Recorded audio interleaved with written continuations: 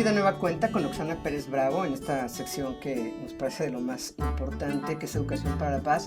Y bueno, hemos hablado a lo largo de la temporada sobre tipos de violencia, definido la violencia.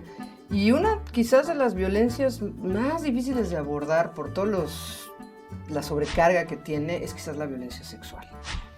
Así es difícil, no es tan fácil de notar o de identificar en el ámbito escolar. Aunque la verdad es que muchos docentes tienen esta sensibilidad para poder notarla, ¿no? Uh-huh. Porque también hay cambios de actitud en los chiquitos. O porque ellos no la sufrieron. O porque ellos no la sufrieron, en fin, porque puede darse, si pensamos en la escuela, puede darse tanto entre los directivos o con los docentes o con los niños, o a lo mejor los niños lo sufren en casa y tienen algunas manifestaciones en la escuela, ¿no? Uh-huh. Tenemos que recordar que la violencia es algo que está como muy en el límite entre lo público y lo privado. Y me parece tipo de violencia. Todas en realidad, porque cómo atacas, por ejemplo, si te llega un niño que golpean en su casa porque el papá dice que así se educa y así lo educaron a él, ¿cómo intervienes tú desde la escuela, por ejemplo, ¿no? Cuando ya la casa es el ámbito de lo privado. Gracias. Y también pasa, por eso no es solo en la sexual, ¿no? Aunque obviamente la sexual por sí misma, por definición, ataca un asunto muy privado, es uno de los tipos de violencia donde más claramente vemos esta dificultad, ¿no? Uh-huh. Muchas veces la violencia sexual no necesariamente implica tocamientos o incluso el forzar una violación. A veces, y eso pasa mucho con el ciberbullying, también que toman fotos de los niños o de las niñas en el baño o los consiguen cuando están cambiando, si son novios los convencen de que tómate una foto sin ropa, etcétera. Todas estas que también exhiben el cuerpo con toda la intención de dañar o de burlarse de la persona, entran dentro de la violencia sexual en la escuela. Oye, pero aquí hay un tema muy interesante, porque hemos observado en redes sociales que también los jóvenes, los adolescentes principalmente, se exhiben por sí mismos. Claro. ¿No? Claro. Y entonces dices, bueno, a ver, ellos se autoviolentan y no se dan cuenta.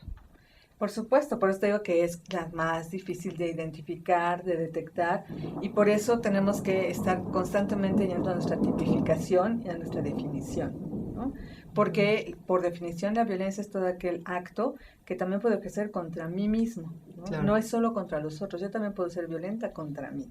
Y estos ejemplos que tú nos dices tienen mucho que ver con esta forma de agredirme, al exhibirme sin ningún cuidado y sobre todo sin reconocer los riesgos a los que me estoy sometiendo uh-huh. Yo solo, ¿no? Por un asunto de inconsciencia. Entonces, en la escuela me parece que lo importante con la violencia sexual es poder captar quiénes están en esa situación y cómo los podemos ayudar, ¿no?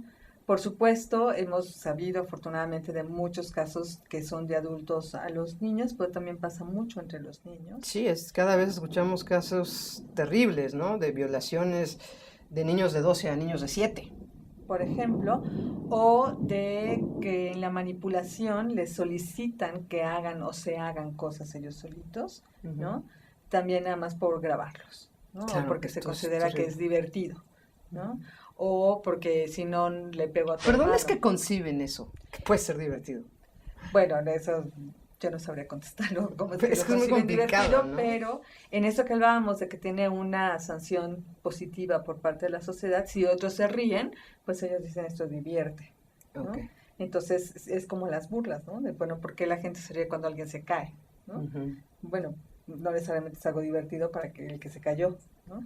Sin embargo, como todo el mundo se ríe, entonces se sanciona y se considera que es adecuado. Aquí lo importante con la violencia sexual es siempre acudir a las instancias que nos pueden ayudar, ¿no? Busquen, si es de la escuela, hay que buscar como las redes, asociaciones, que hay muchas, que pueden tener como más acceso que los propios docentes a las casas de los niños, por ejemplo, ¿no? O que les permiten tener como información acerca de cómo tratarlos. Son niños muy dañados o son adultos también que su intimidad está expuesta, entonces hay que acudir a otros. Ese sería mi consejo principal. En esta violencia acudamos a otras personas. Pero sobre todo no dejarla pasar si lo estamos detectando. Así es. Muchas gracias, Oxana.